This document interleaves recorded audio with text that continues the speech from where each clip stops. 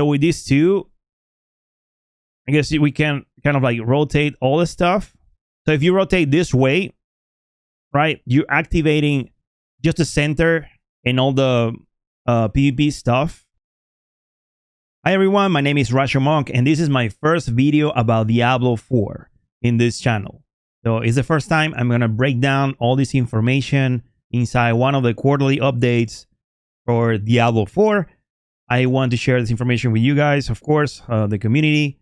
It's my personal opinion. I'm going to base this feedback in constructive criticism, so just like options and possibilities. Also, I'm going to try to kind of like replicate or have a voice for some of the posts that I read on Reddit about what's going on with numbers, what's going on with weapon damage, and I want to also play a little bit with the Paragon Board.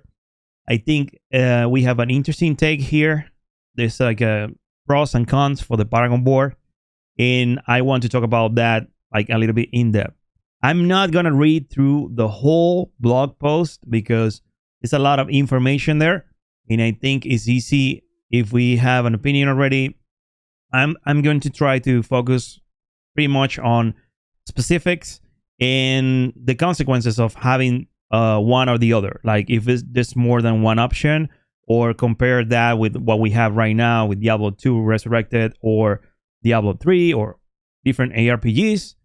And you know, kind of like see if Diablo 4 is bringing something fresh to the table or something different, and what's the impact on all these systems. With that being said, let's start with the Diablo 4 quarterly update, December 2021. So the first thing we see is this picture that we're going to analyze towards the end of the video, because it's kind of like part of something that is not even inside the blog post. It's kind of like a I don't know, some sort of like teaser to see what's going on or what's the reaction with this image, because let's be honest, this blog post takes like 3 months to you know, kind of like be ready to go out, and nothing is like here by mistake.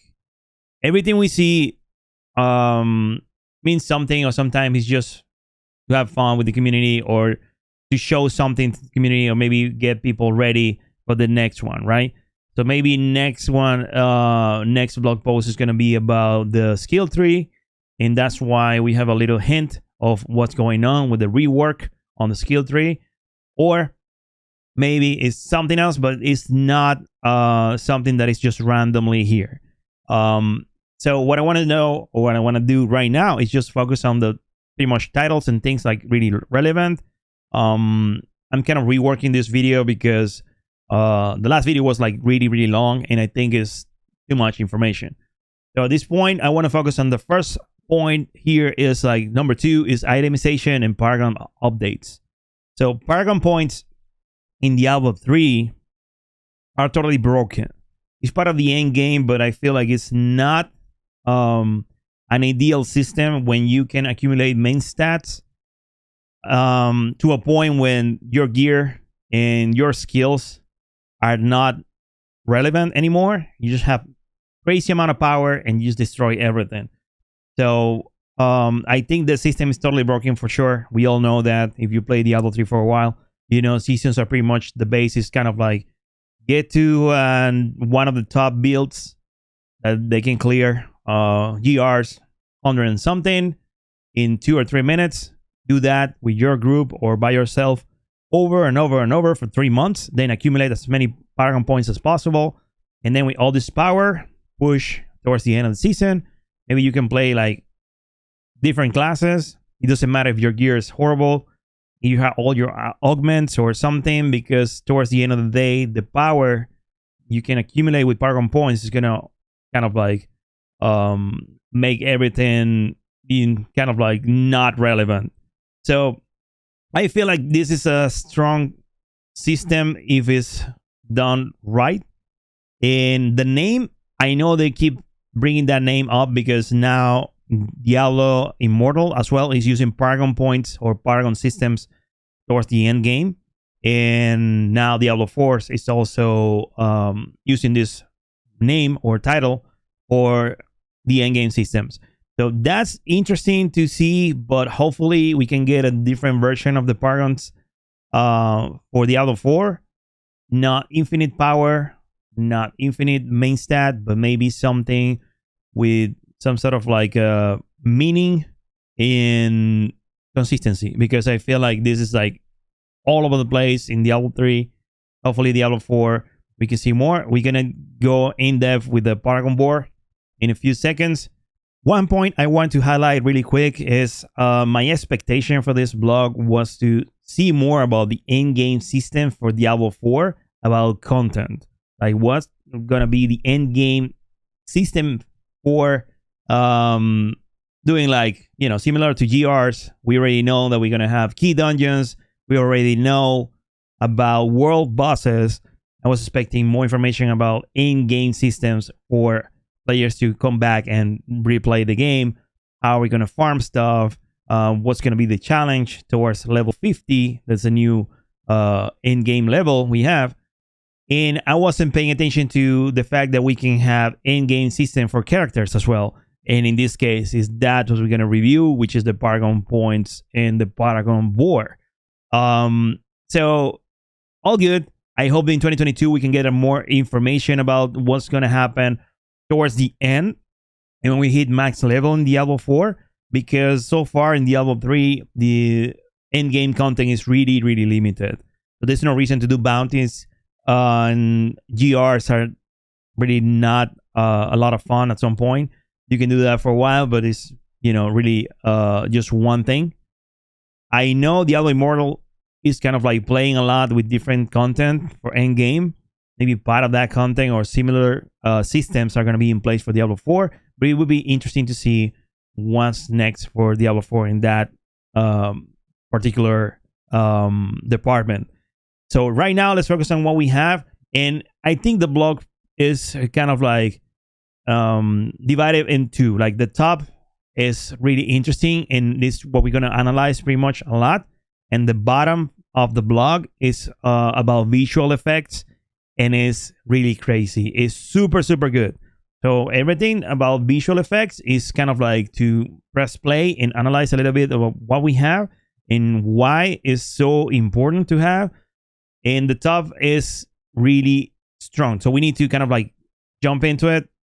So let's start with Joe Pipura, and he's a lead system designer, and he's going to discuss updates about key elements of itemization, of course, and then the plus skills, which is really interesting to have, and also all this Paragon Board that is driving me kind of crazy, but we're going to play with the Paragon Board a little bit. It's super interesting. And then we're going to analyze with visual effects artist Daniel Briggs all this visual effects and skills. Really good blog post, I'm not gonna lie. Joe Shelley, game director, Diablo 4, itemization, Diablo 4, and I'm gonna jump into plus skill rank affixes. So I'm gonna leave it here. Let's start with plus skill rank affixes. In Diablo 4, of course, the opportunity is like two things. One is you have the opportunity to try skills without have any investment in points. So you don't have to spend all your points on your skill tree on something that you don't even know. Sometimes the name is really good, the description is awesome, but the skill is not what you want. So let's say you want to play a melee whirlwind barb, but then you have a option to, I don't know, do a different type of damage, or maybe rend, or maybe, I don't know, Hammer of the Ancients. And you're kind of like, okay, I'm not sure which one I want to play. I want something with some sort of mobility, but also, I don't know, I want to be really easy to play or something. Let me try it. But then if you have some points invested, then you need to respect. And we all know that Diablo 4 is going to have a respect system, like kind of like super friendly. You kind of like gonna do, I don't know, respect for free a couple times, and then you're gonna start getting penalized every time you respect the character. But this is an option for early game play as well, that you can try different skills. And the fact that you equip the weapon or the item with the plus skill affix, and then the skill is gonna be available for you, is interesting. On the other side, when you're leveling, this is a blessing, because also this plus skill rank is going to be available even for some skills that they're not even for your level at this point. To put that clear, if you're level 5 and you have a skill that is level 20, you can have a weapon with that skill at level 3 or level 5. And then when you have that skill equipped, let's say Blizzard, Sorceress Blizzard in Diablo 2, and you have the skill at level 5, you can kind of destroy everything with the power you have or with the synergy you have. Of course, I guess the skill is going to escalate with the power you have in your inventory, weapons, crit damage, and all the stuff. But it's really interesting to have when you're leveling, because then this is going to open some options. So when you're leveling, you're trying to go for this specific axe or this one or something else.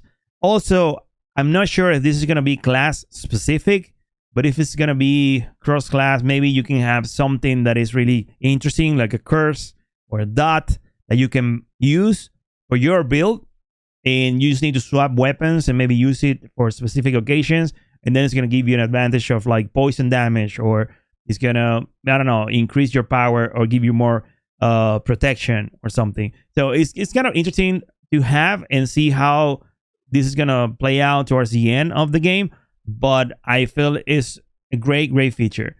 So one of the things I'm going to highlight right now is numbers.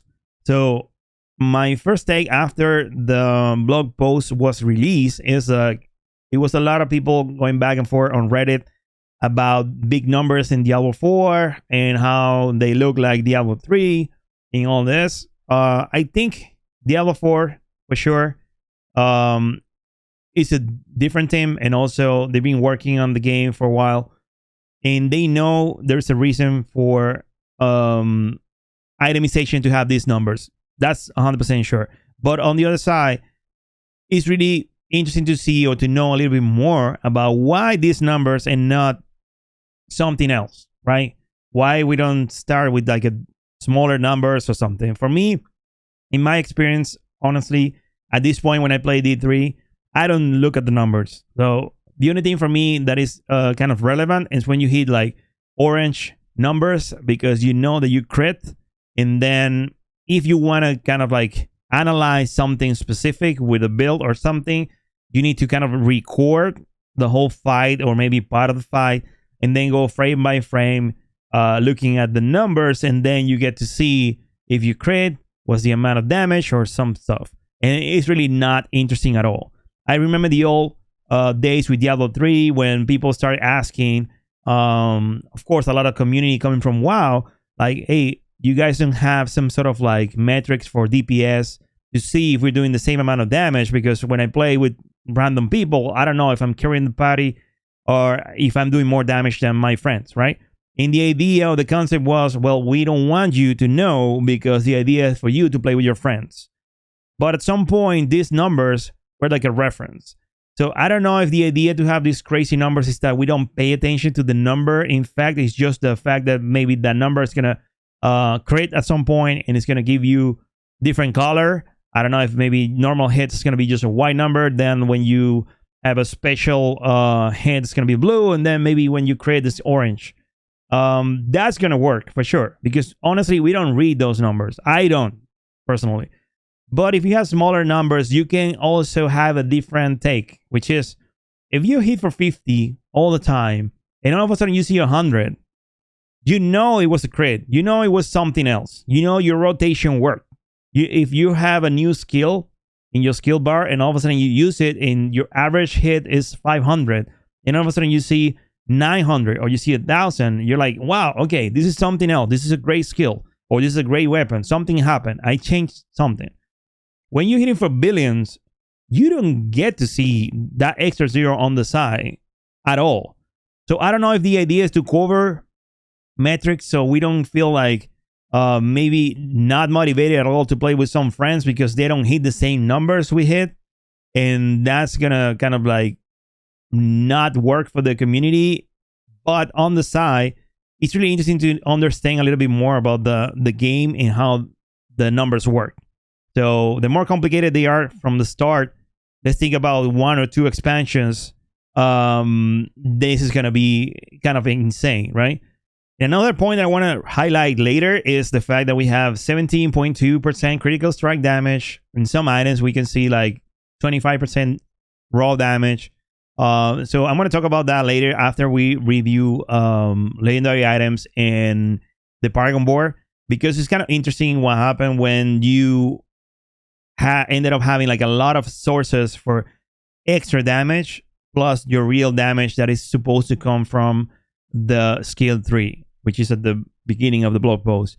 So I feel like it's healthy to have a strong skill 3 and your skill give you the base damage, and it should be like maybe, I don't know, 60-70% of your total damage, and then your gear and everything else is going to be the difference, like that 30-40%, instead of having just like a 20% damage coming from your skills and then all these multipliers giving you the total power. But we're gonna review that with the Paragon Board and after that. Okay, now legendary and unique items, and this is a really interesting take. So they start with a reference about the last blog post from 2020 towards like legendary and unique items. And remember, unique items are gonna be super special, but now legendary items are gonna be more flexible. So legendary items now, and they have an example right here. Now, if you're searching for a legendary power like martial arts, which enhances your burp kick ability, you might find it on rings, chest plates, or helmets. So in this case, if you used to have, or you used to farm SOJs or I don't know, gold wrap or something specific, now you might find that power on a different item as well. So maybe it's going to be a gold wrap on the belt, but it's going to be, I don't know, the gold something gloves. And they're going to have the same legendary power, but, you know, on gloves, or 2 or 3 different options. On one side, you don't have more like super iconic items as a legendary item. Now you're going to have just the uniques, which is, for me, is totally fine. But I think this perception is kind of like super flexible. It works really well in Diablo Immortal because you kind of have augments on your main slots and you want to keep the augments there. So the only way to keep your augments and also your build is to keep your powers all the time, no matter what. So if you get an upgrade but you don't have the legendary power on that upgrade, you tend to just not use it. So in this case, you can equip it, use it because you have better stats, and then transfer your legendary power. But for Diablo 4, having all these open possibilities to kind of like find gear, it looks super specific. So we need to kind of like learn a little bit more about towards this system, because I think it's interesting, but at the same time, it's kind of opening a lot of possibilities to have full legendary items all day. And this is what we're going to see next. The Occultist is the NPC that is going to help us to get these powers transfer. And the way that they work is this one, right? You have, unique items cannot be modified in this way. So it's just for legendary powers. So the Occultist is going to extract the legendary power from a legendary item, crystallizing it into an essence, and then destroying the item in the process. So you take your legendary items, you want to keep the power, you destroy the item, it's not there anymore, you save the essence, till you find the older item, or maybe when you transfer the essence to your new, let's say it's a weapon, in this case it's an axe, you find a new axe, or you have the new axe already with the stats you want, and you just transfer the power. It's kind of great if you're playing a build, like it's really specific. If you're playing, I don't know, let's say Way of Life Monk, and all of a sudden you keep doing damage with Way of Life and you need a multiplier because it's a legendary power or Way of Life, but then you get a better weapon and it's a primal weapon and it's super cool and you have perfect stats, you can still use it and apply that legendary power to that weapon. So that's kind of like you keep your upgrades and you use them more, because now you don't need to rely on the legendary power to destroy them. Because sometimes, and that happens a lot in Diablo 3, of course we get tons of gears, but sometimes you're not even looking for something and you start getting perfect rolls on other sets, other items, and you're never going to equip because they don't work for you. They don't have the power. So it's like a combination. With this option, you don't need that combination stats plus legendary power anymore. So in this case, it's just like focus on stats on the side. You can accumulate your powers, and then when you're ready, you just combine both and you have kind of like a perfect gear faster. So at one point it's interesting, but then it's going to be more people with perfect gear in general. So we can see an example right here. So we have all the stats from the axe, the legendary power. When we extract the legendary power, it's the only thing that we take. We don't take any of the other stats. And then something really interesting that I was kind of like thinking a lot about this. It says allow item types. So it's not that you're going to take this legendary power and you can equip it, you know, in different items. You just have a limited options. In this case, a lot of options because it's weapons. So you have one-handed, two-handed weapon, gloves, amulets, and rings. And also, if you apply this in a two-handed weapon, you get a power increase of 66%. So maybe because it's a two-handed weapon, even though just the weapon should have better stats than one-handed, maybe it's to balance out the legendary power or to give you an extra. I don't know if this is going to be fixed or random. So what happens if I kind of like go to the occultist with 5 axes like this? All the axes are going to be the same, or this is going to change depending on, you know, this is going to be RNG. Because, you know, if they're going to apply, let's say, two-handed weapons, it makes sense because you're missing the offhand. But amulets is kind of weird. So if you have an amulet with a legendary power, the power is going to increase by 33% because it's an amulet.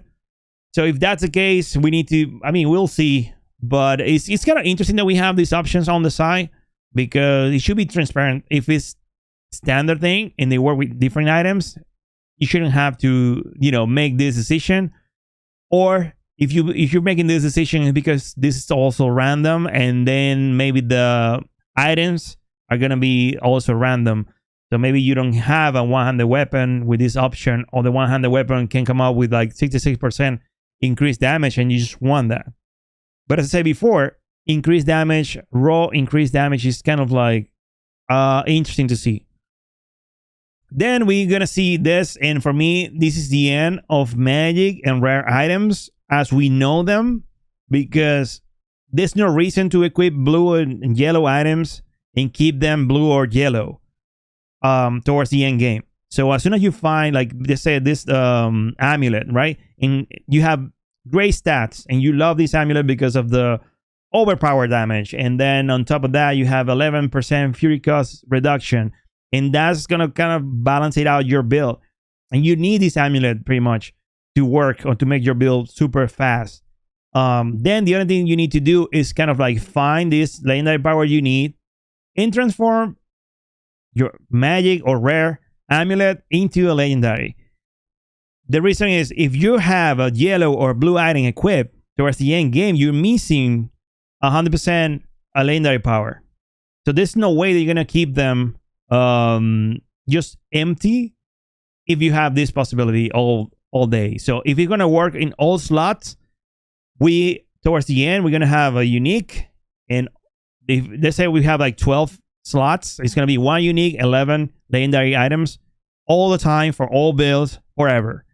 So there's less room for crafting, but maybe you're gonna just focus on crafting rare items, like perfect rare items, and then transform all these items to legendary items. I don't know if you get a pure legendary item, maybe you can have better rolls to make it worth it. Otherwise, legendary items are gonna be just destroyed all the time, and then crafting on the side to combine both is gonna be the best way to do it.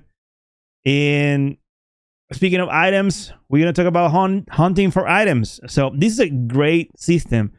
So they're trying to increase the fact that players are gonna experience open world in Diablo 4. Remember, it's kind of like different concept for ARPGs. This is more about like the open world.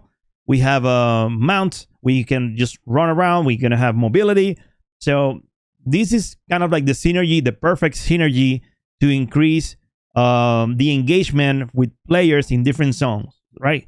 One of them was, I think it was the last blog post or two blog posts ago, was like the mid-year quarterly update about gear and transmogs. That was one of the reasons. So you go to this zone because you want the specific shape or this version of the whatever weapon you have, or something kind of like customized for the look. But in this case, if you want to farm specific items, now specific items are going to drop from specific zones or enemies.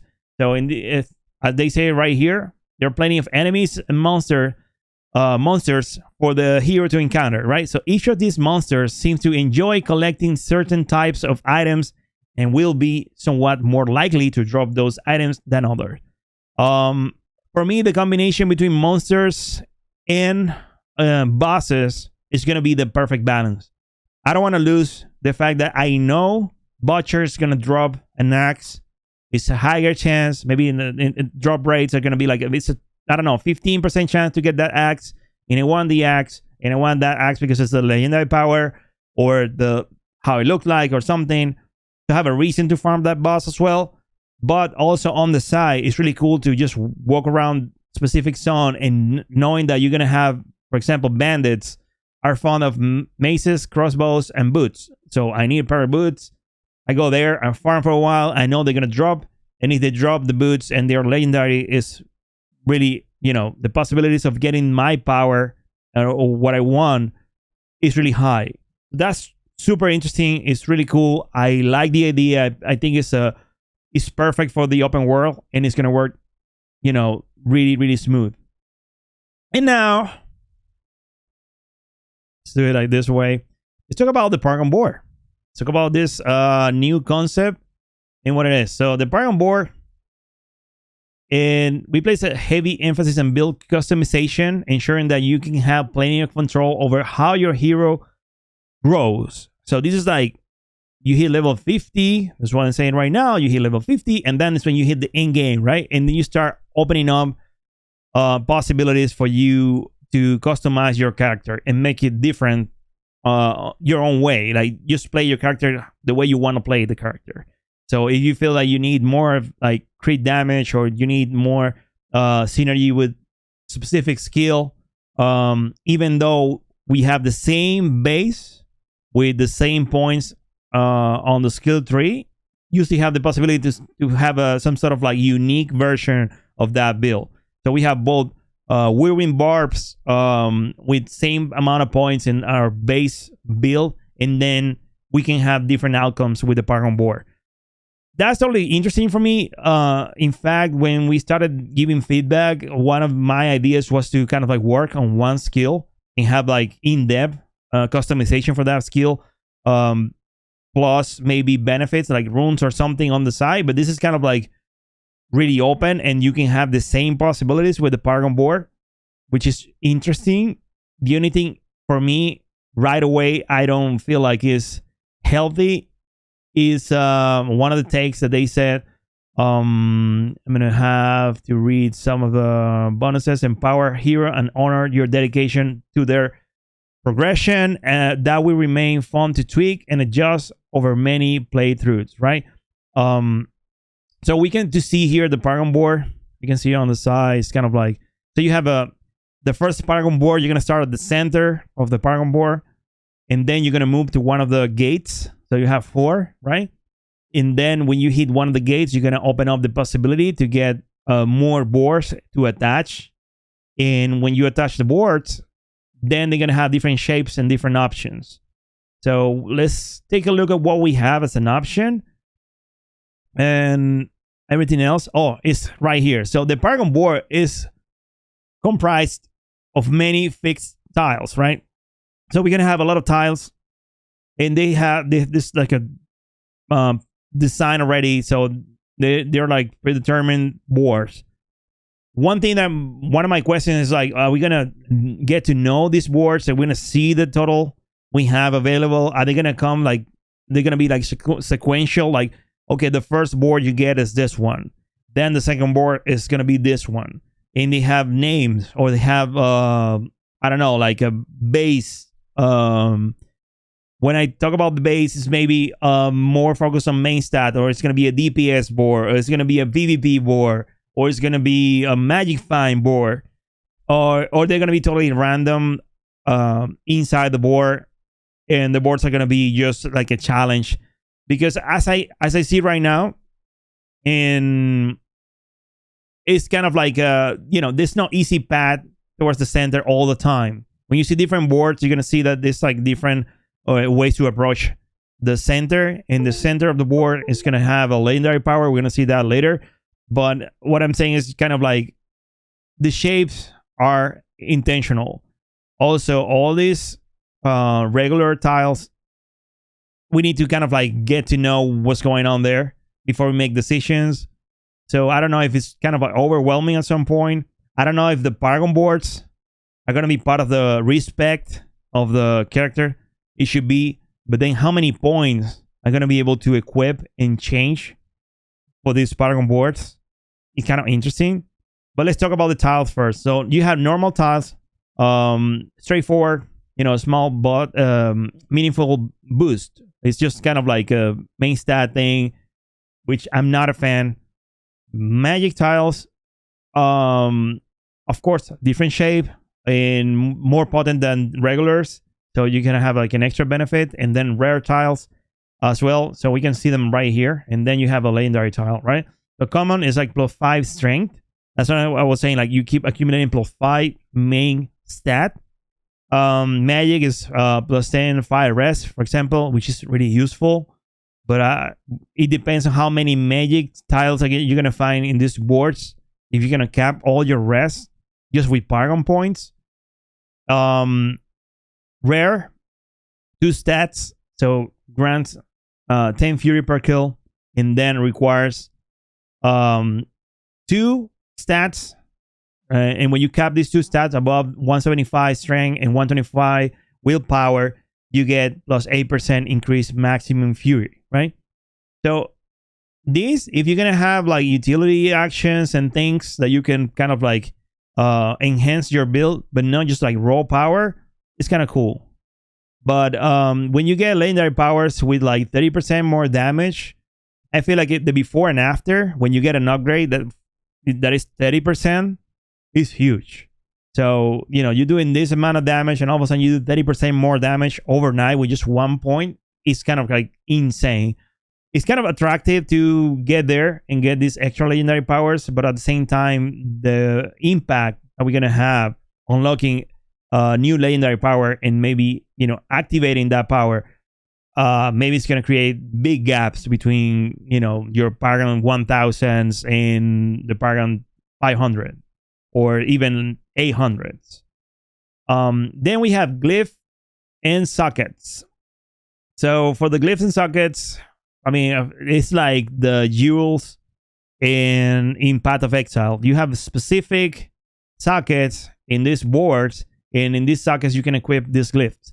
And the glyph can be leveled up if you kind of like go to specific dangerous dungeons and you use the glyph maybe towards the end. Instead of leveling up legendary gems like Diablo 3, you get a glyph and you put it with the Orshi or something, and then you get to roll a percentage.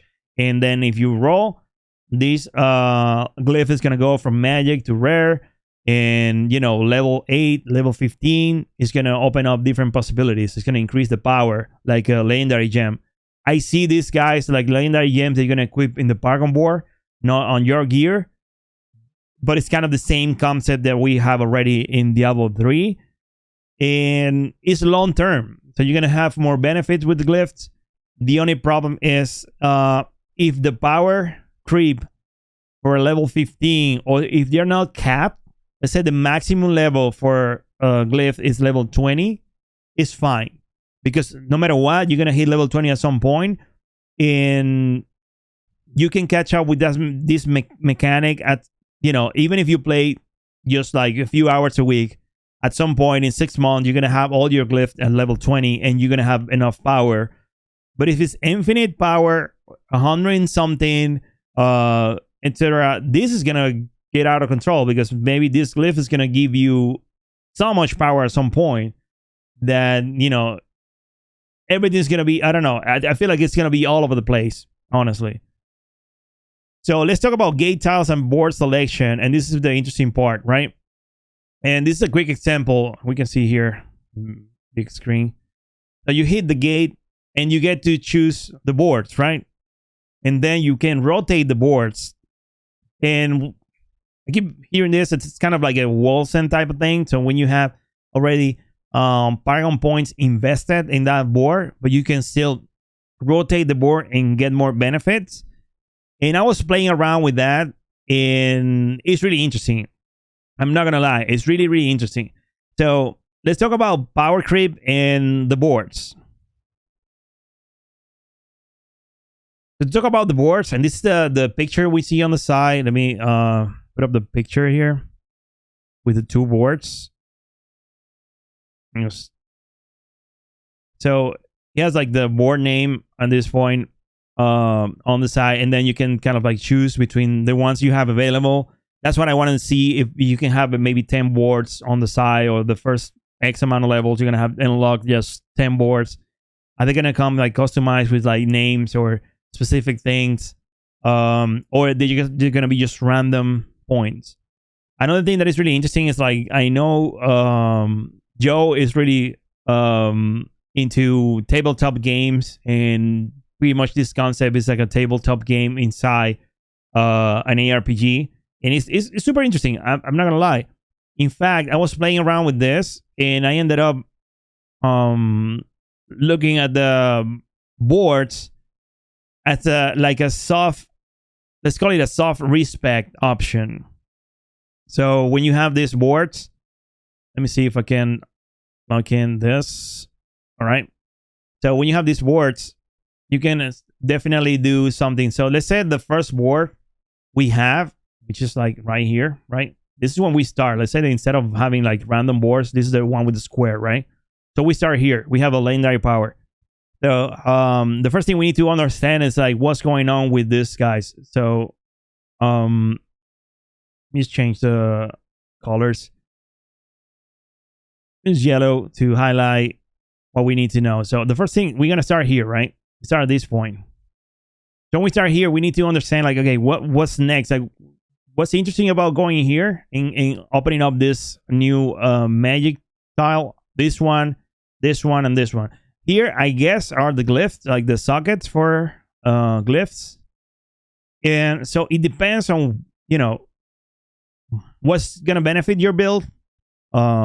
You're gonna decide, like, okay, I need to go here, right? So if you're fully committed to get here, they said you need to kind of like get these points right here. And the line side pretty much straightforward. So you need to kind of like make sure that you can, you know, minimize the amount of points that you're wasting on the side. As soon as you hit this point right here, maybe it's kind of easy to exit this way. There's no easy access on this side, as we see for this side. It's really easy through the middle. They're not all the same. When this one, you know, it's easy horizontal, but not like vertical. So it's like different options, right? And technically, it's kind of like similar boards with different rotations. What I want to do with this, and I think it's the same board, but it's on a different shape, because they don't want to share a lot of like option with the board. But I want to kind of like follow like a quick example of possibilities with these boards. So let's say this is like yellow is like main stat DPS stuff, right? So we ended up like using this still here, and also you have like a lot of like DPS action right here, and you hit this exit. Also on the side, you still want to accumulate some DPS points here, main stat and stuff, because then with this option right here, you're gonna have a multiplier. Let's use like maybe orange here. Yeah, it's fine. So this is the area that's gonna be affected by the glyph level, say level 20, right? So all this stuff that is like orange is gonna have another increase on top. So all this, I don't know, if you have like X amount of like strength already accumulated here, you're gonna have like double fury or something else, right? So you want to kind of like use all this space and use all these points right here in this one right here under this glyph to get the extra power, which is perfect. Then you're gonna activate the next board. So let's say the next board, which is this one, is a board that is focused on Magic Find and PvP. So let's say Magic Find is gonna be blue and PvP is gonna be green. Really original. So say we start, right? And then we get to see here, it's just like super knot with Magic Find, and it's going to increase Magic Find. And this glyph right here, we can equip a glyph that is going to also give us like more Magic Find. Or let's say it's on this side. So, and also the legendary power, it's not super interesting, but it's still a benefit. So if you still need to go close to this center, you might want to just activate this legendary power just because, unless it's really, really bad, right? So maybe, you know, this is not even what you want. Maybe what you want is really like on this side. So all this stuff is Magic Find stuff. So we're going to kind of like use a lot of points here. So we're going to get more legendary items all the time. And with this glyph and this one right here as well, you get another benefit. So you want to have Magic Find all around this, because by the time you use the glyph, you're gonna kind of have the opportunity to increase your Magic Find, right? But on the other side, you're gonna have opportunity as well in this, like inside the same board, to let's say have some PvP action. So on this side, if you go from the legendary powers here, this is a lot of like PvP stuff. And then if you accumulate stats, let's say the glyph is like right here, right? So let's do all this stuff is PvP. And this skill is more PvP's focus. And maybe towards here, you have a PvP action as well, right? So, and let's pretend that this glyph, so it's orange, right? Let's pretend that this glyph right here, it's not here, it's here, right? So it's here, and then all the stuff that you have around here, because it's level 10, is going to benefit your, in this case, it's going to benefit your PvP action, right? With this glyph. And with this glyph right here, you're going to benefit your Magic Find. So one of the interesting takes on this version is that you can have rotation, right? So with these two, I guess we can kind of like rotate all the stuff. So if you rotate this way, right, you're activating just the center and all the PvP stuff, and the Magic Find is just deactivated, right? It's not pretty much like there, but you know, you get the point. So for me, the rotation of the boards is kind of like a soft respect. So it's interesting because you can kind of like move the boards and accommodate, like, and change your build a little bit towards like AoE or single target for specific fight. For dungeons, let's say for dungeons, I'm more of a healer. I have more of support. So you go there and use all your support skills on your board for that. But also on the side, you still have DPS. The investment on Paragon points is my concern.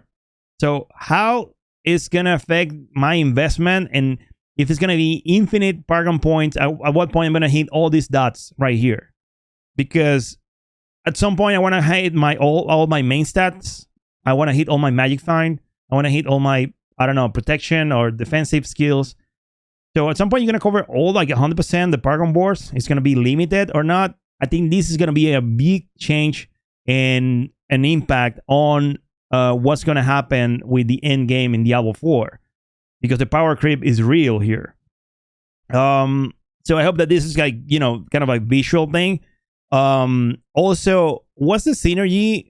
And in this case, let me just keep it like this. What's the synergy we're going to have with this and the skill tree. So what we can see right now is like a zoom in skill tree thing. We can see that we have points like 1 out of 5, hurricane, lighting. So, and then some runes that apparently they're gonna just kind of like get together, and maybe some benefits on the side. So how important is to have this to make the Paragon points work? Is this going to be just relevant to activate skills, and then towards the end, everything's going to rely on the Paragon board? The respec is going to be just happening here and not on the Paragon board. These decisions are going to be key to understand how the systems are going to work, like the synergy between both systems. So for me, it would be great to have both together, so you can see, oh, okay, it makes sense. So this is limited to 5, and every time you increase your skill, it's not that you get a 10% damage increase. It's just like you get more tornadoes, you get area damage, or you get more distance, or like as we're gonna see right now with the videos. So the radius is gonna increase or something else, but not the power in damage and can roll damage. All the roll damage is gonna be towards the end, or it's gonna be on your weapons, or it's gonna be on your legendary items. So it's a great synergy. I'm not sure how they're gonna affect the combination in between like all of this stuff. But another thing I want to highlight that is still like super interesting is with this power. The glyphs, of course, they get like around 40.5% bonus to all nodes within the range. 13.5% increased damage to vulnerable targets. And then it goes to 31.5% increased damage, increased overpower damage.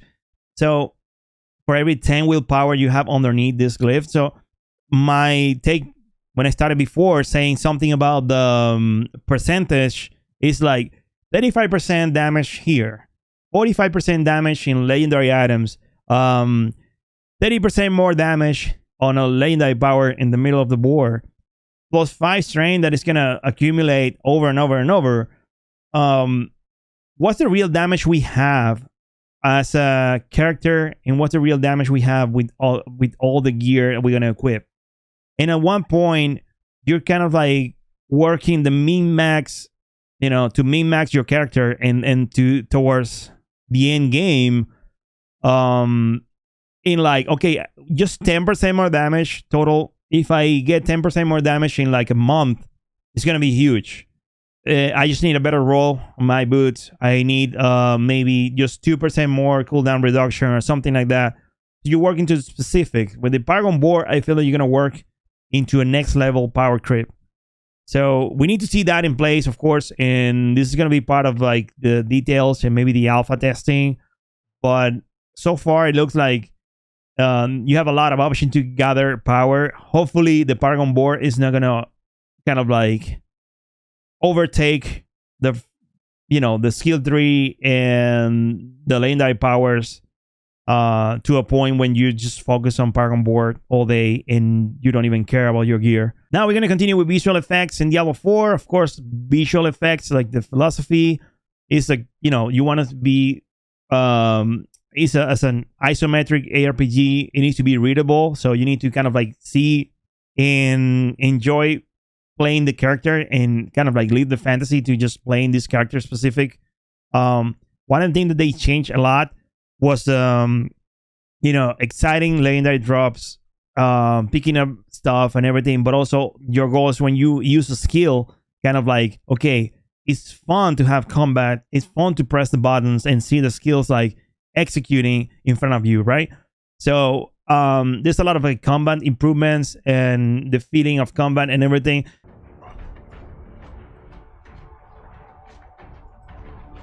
Right, so we have the old area damage and the new animated damage, right? So the new animated damage is kind of like you can see the power and the positioning of the board.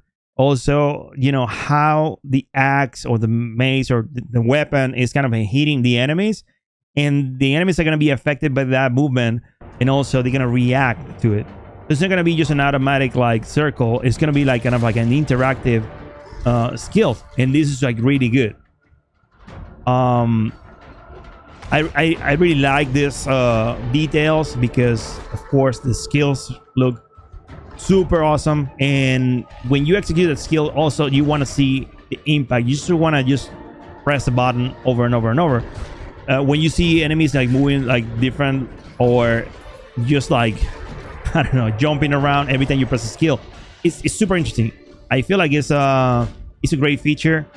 I like the idea that they're working on having this amount of details. This is the all damage area, which is a cone, and now you can see the movement in the axe. My only point here, or my only question is like, is this gonna affect your defense? So when you have, you know, your pretty much your arms like all the way to the front, and then you open your arms, and you're gonna be more vulnerable to get hit, or this is just an algorithm that is just gonna affect movement, but it's not gonna affect your defense or your opportunity to just get hit. But it's really interesting. I'm not gonna lie, it's crazy. So casting and receiving light, it's also another thing, like the next level of detail with art. So now that we have like light and reflection, is also super interesting, because of course it's gonna keep you engaged with the environment. So if you're not, of course the concept is like to work always, or to be always like in really dark places, and as soon as you execute like lighting, fire, and all this stuff, you can see the reflection and the different colors on not just the textures, it's also enemies. And the sound effects on point. All sound effects are really on point. I'm really happy with the sound effects. I would like to go back and review that blog, because I feel like this is like super cool. The level of like immersion you have in Diablo 4 is insane. And this is like the interaction, of course, with the environment, and also, you know, lighting effects. It's just crazy. I feel like they're really working on this, make it better, and I think this is kind of like setting up the bar really high for all ARPGs.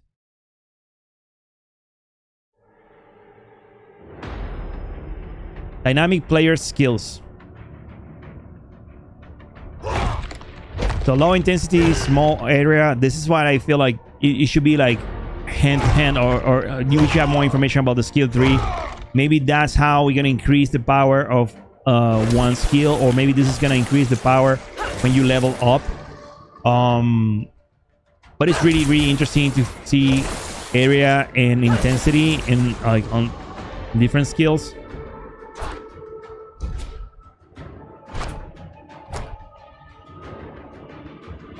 Because that perception of like evolution or getting somewhere, you start with a hero that is just learning everything. You're kind of like weak, and then you learn some new skills, and then you get better at it, and you feel the power, and it's kind of like part of your journey through Diablo 4.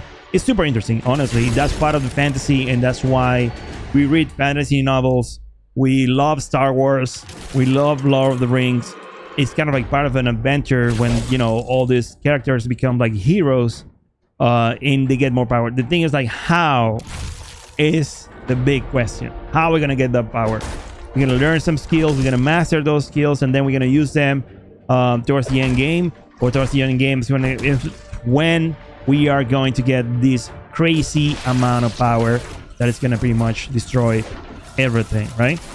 So that's pretty much the balance. I feel like we need to kind of like see towards alpha testing, I hope. One of the other things that is really important in this blog post is that internally they have already, like, the game was kind of like released internally, or, you know, start like, you know, testing stuff and playing the game. In fact, so it's kind of like all put together already in some sort of way. In Incinerate is the best skill ever. This Incinerate, I don't know. I just, for me, I just need to use that skill. So no matter what, I'm gonna create a sorceress with, you know, fire damage and Incinerate, just because it's super dope. I hope that we can get some damage out of that skill and create builds around these crazy awesome skills, because that was one of the mistakes, and it keeps keeps happening. Even with the Diablo 2 update, the recent update, some of the skills, they were never used because, you know, they don't have enough synergy, enough power, or options towards the end game. So I hope Diablo 4 is thinking about that. Weapon buff, you can have fire, poison. I think it's really interesting because when you have the opportunity to have to equip the weapons and give the player the opportunity to have synergies even with the weapons, it's next level. I remember the Dead Knight in World of Warcraft, for sure. You get to imbue your weapon with different runes, and that was the key, part of the key for your damage. You were getting like a big damage increase just to have your weapon with this. I think it was, I don't remember the elements, but you know, with this element, and if you're cold damage, of course you need cold on your weapon, and then that was an extra point.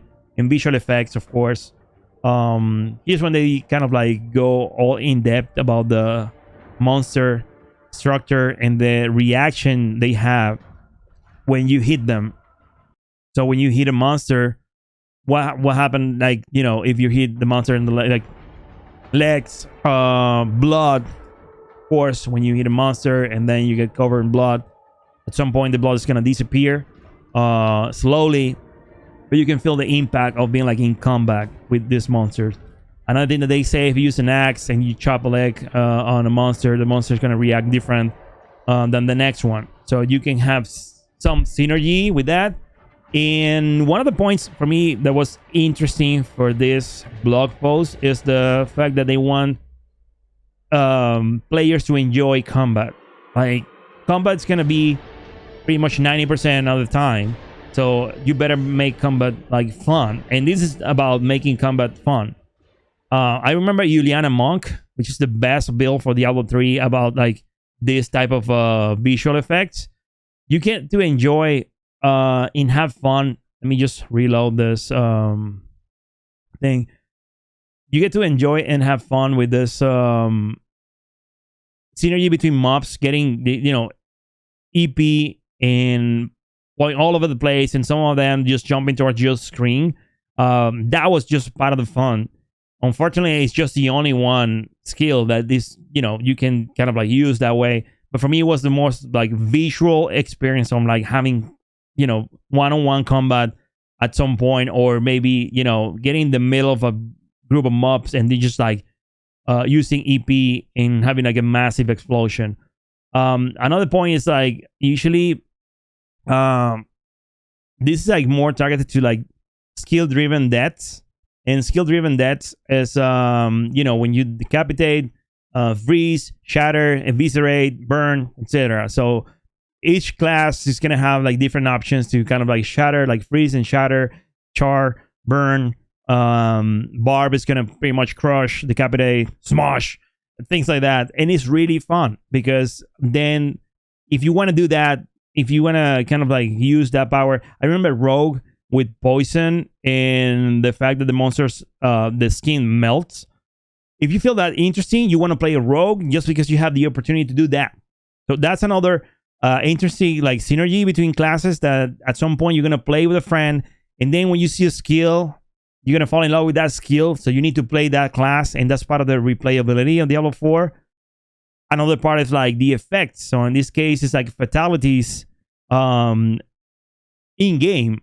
So it's kind of fun. It's like a small version of Mortal Kombat with your enemies, and it's just super cool. It's kind of the same with this one. Let's go down to the next video. Is this one? It's just super cool.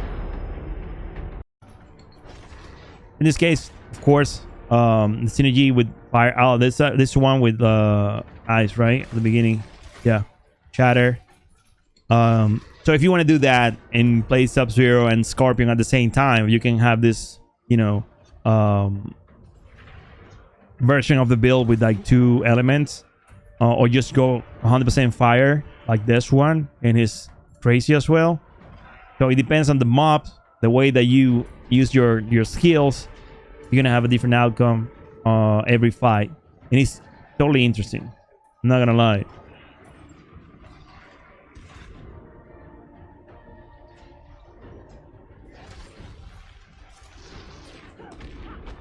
This one is super good.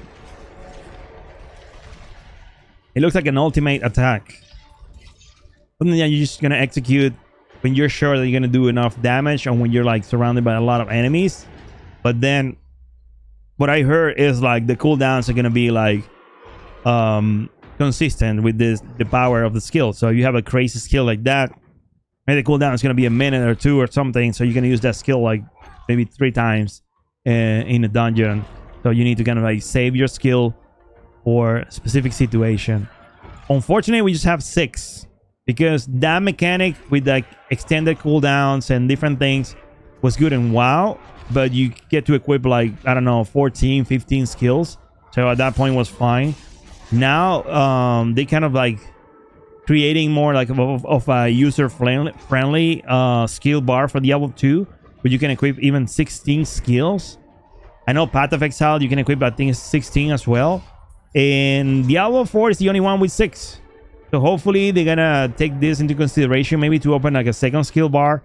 Maybe even if it's just to add 4 more, to have opportunity to kind of like create better builds. Specifically for the Rogue.